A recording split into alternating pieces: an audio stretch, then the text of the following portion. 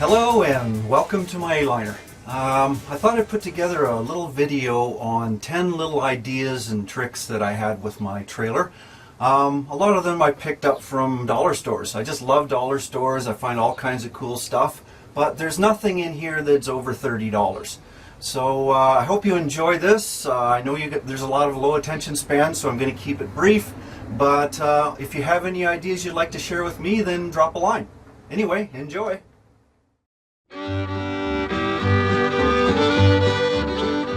You might recognize this little table. This is the drop-down table I made in another video. And I like to use it at night to read. The only thing I don't like is the lighting. This is a standard A-frame lighting, which is a dome light at one side, and there's also one in the front as well. And it's always right in your face. So what I did is I made a reflector. It's mylar, reflective mylar with cardboard. And I made a frame, and this is on Velcro. It just comes down, and there you go. You've got an instant lampshade. And it concentrates the light so it's not distracting anybody else. And it also brightens it a little bit. If you wanted to have some real intense light, just take that cover off, and that's even brighter. It's not costing you any more energy than before. To put it back up, Velcro, done.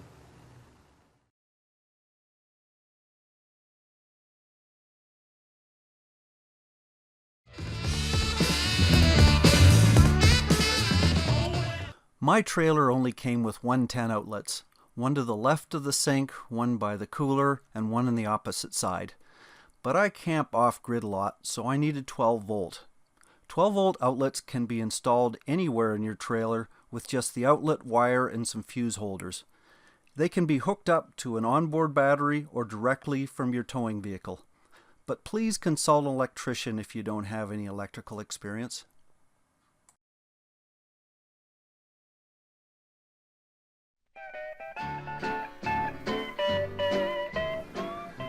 So here is the what the stove looks like with the existing lighting in the Aliner. And that's these side lights over here and over here. They really don't give much lighting for the stove, and I can't really see what's in the pot. So I have a solution for that. Let me show you. Okay, so this is what it looks like now.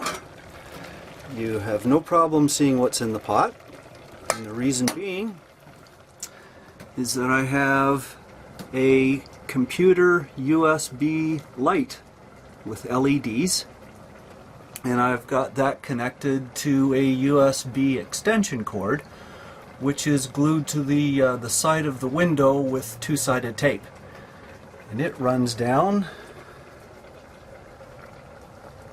to my 12 volt outlet, which I have a USB adapter in. So now we always know what's cooking.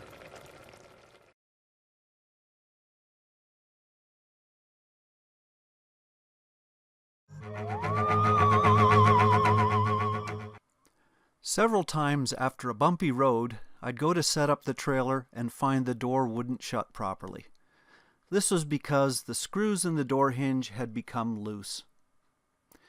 It's an easy fix just to apply a little thread fastener like Loctite on the threads, then just get your screwdriver and fasten them down. Once this is all dry, I guarantee it'll never happen again.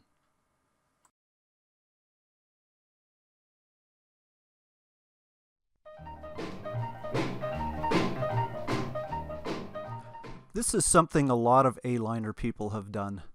They've converted the space above the window and sink and added a hook rack to hold cooking utensils and pans. There's nothing unique about my design, except it was relatively inexpensive. I used 3/4 aluminum angle bar riveted to the frame for support. Then I added eye bolts as cup holders, and the middle part is just a hook rack from a dollar store.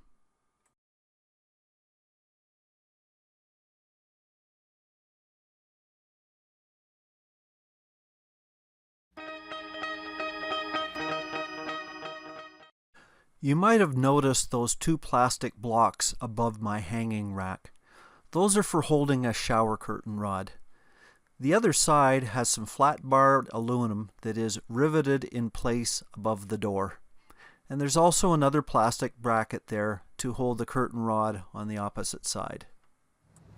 This is a shower tension bracket. I picked it up at Walmart for a few dollars.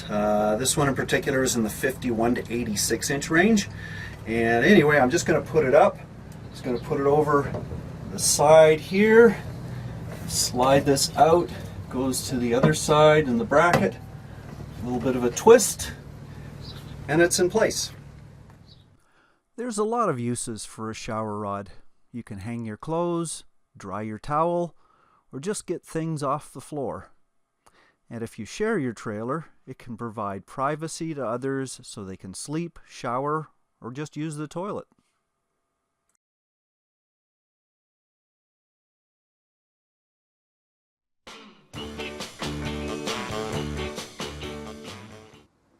Anytime I'm traveling, I bungee cord the hell out of everything just to make sure it all stays in place. And that's really important with the cooler. But in addition to the bungee cord, I've done one other thing. And that is, I put a beach ball in there. That's a half inflated beach ball, cost me all of $1 or $2, and that keeps everything in place.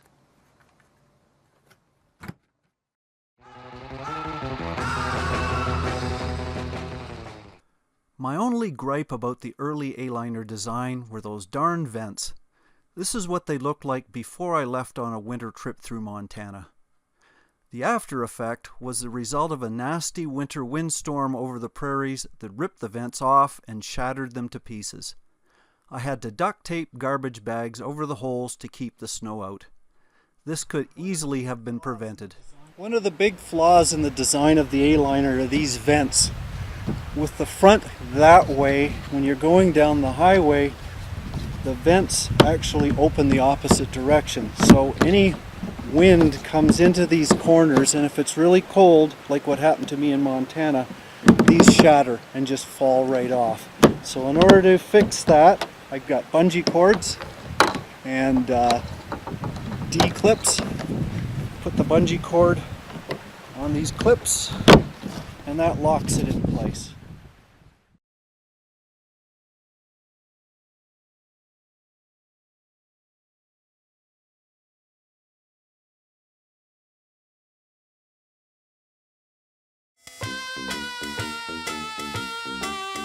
So here's the front bed, and if I slide out these cushions, it reveals a cavity in the back. Okay, so let's just get a little closer, and what that reveals is there's a panel in there, Velcro strips, and a hinge made out of just duct tape. Open that up, and there's another storage space. Tons of things you can put in there, books, clothes, a couple of cases of beer if you wanted, but it's free storage space, and just a little duct tape and Velcro, and that's all you need.